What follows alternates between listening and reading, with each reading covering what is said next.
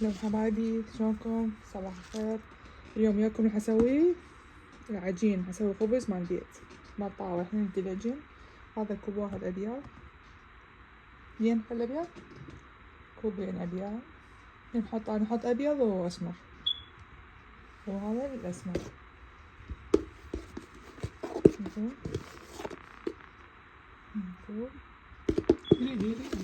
نحطه كله تقريبا كوبين صاروا عندنا. بعد يحط في قلبي شوفوا وياكم عجين، يوم عجين وياكم. حط بعد شوية اسمه بعد شوية زين.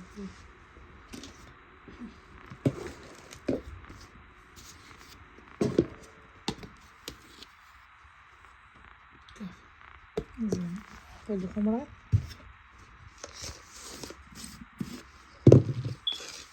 خذوا منتي بعد شوية نفس شوية يختلف على بس بسرعة يخمر حتى هذا أصور لكم يعني.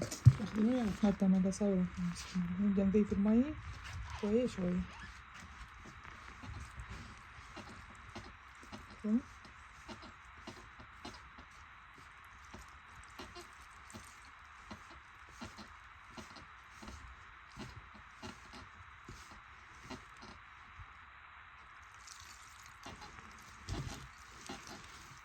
أسوي لكم خبز بالطاولة. قلت خل أصور بس الخميس هذا يتحرك طلع الصوت.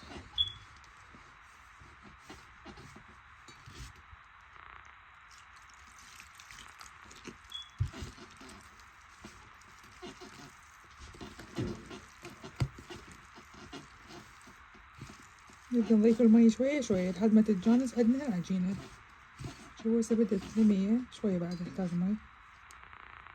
مي مالتكم لازم يكون دافي، لا بارد حيل ولا حار. إذا حطيتوا مي حار يموت الخمرة بعد ما تشتغل العجين مالتكم. هسه خلي ابدأ جنبيها شوي، خلي اشوفها بعد شوي يحتاج منها مي. بعد هنا مي بعد انت طحينها بس منها شوية حتى يبدأ عجين كافي، ما تحت هسه بعد منها. خلي العجين واشوف. اليوم راح نخبز خبز مالتنا بالطابة هسه بالبيت.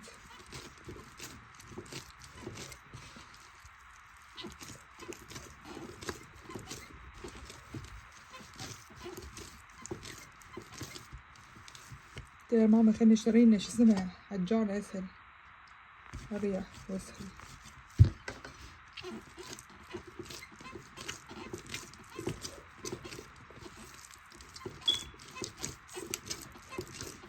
شوفوا شلون بدت تكمش شلون صارت.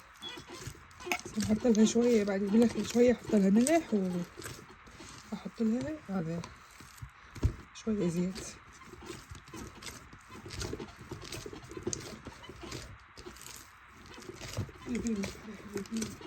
هسه دقيقة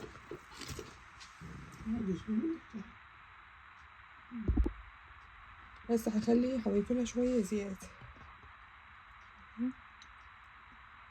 شوي حتى شوية ليونة واحط لها ملح كافي زين ماشي. شوي كافي ما احط وايد ملح بالاكل، ما احب وايد، شوي شوي.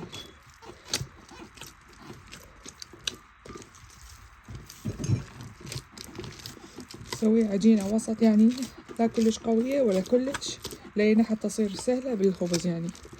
إذا كلش صارت لينة ضوجكم بالخبز، إذا كلش قوية بنفس الشي تعبكم ما ينفتح الخبز بسرعة. نخليها وسط. إذا أحسها بعدها تريد عجن، من أحسها صارت زينة بيدي أوقف.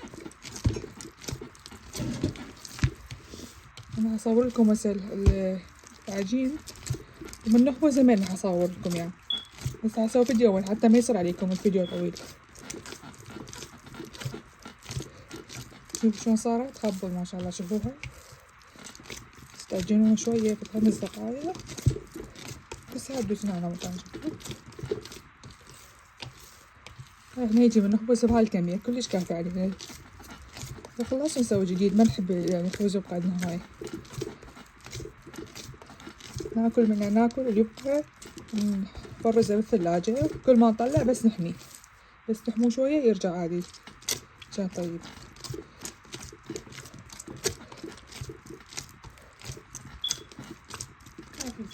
شوفوا خض بصل هسه خل أعدله.